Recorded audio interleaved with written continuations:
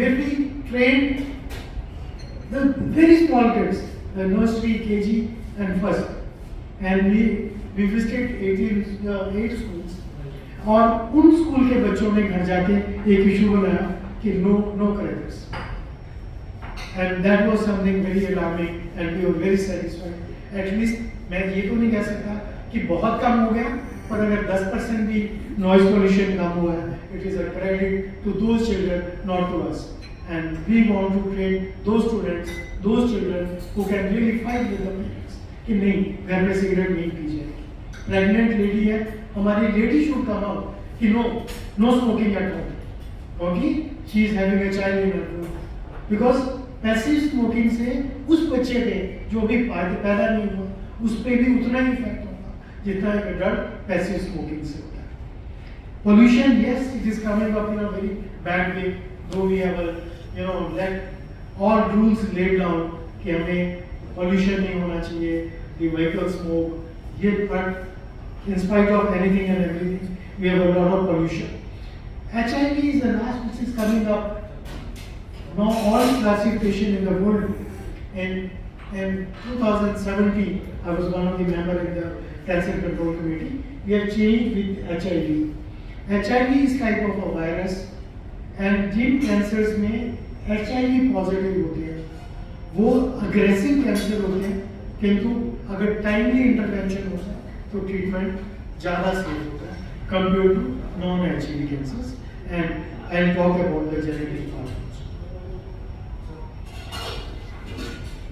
Now, when to have, this kind of a picture, when we say, sorry, it's too late, but कोई भी जख्म जिसको हम ulcer कहते हैं, non-healing ulcer, जो जख्म जो heal नहीं हो रहा, means कि it can be a cancer.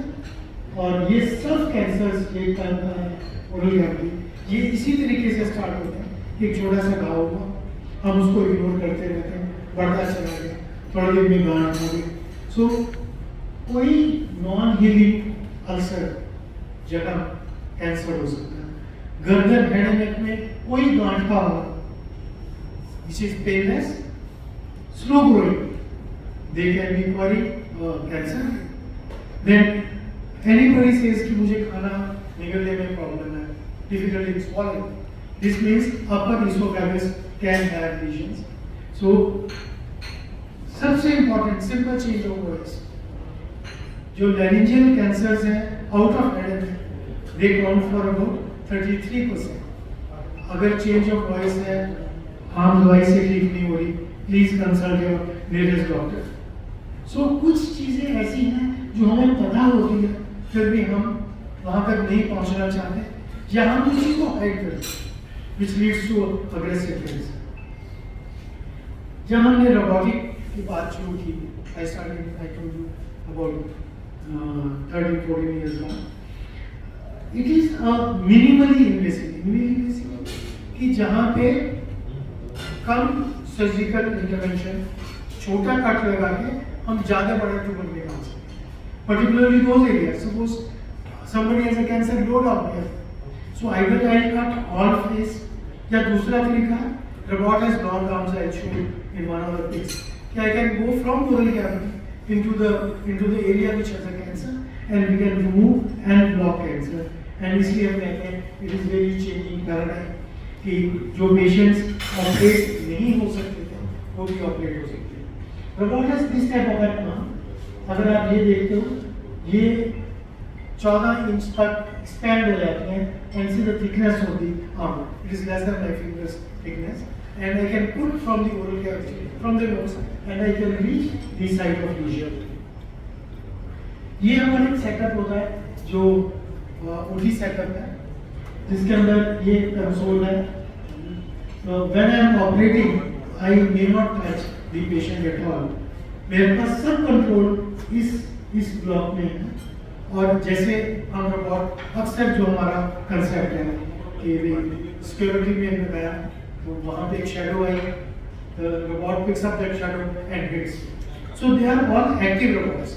But what we have in our medical practice is inactive robots. Means they don't have a memory. They are to be governed by your 2 hands, 2 feet. Now we can have two consoles where I can train my juniors.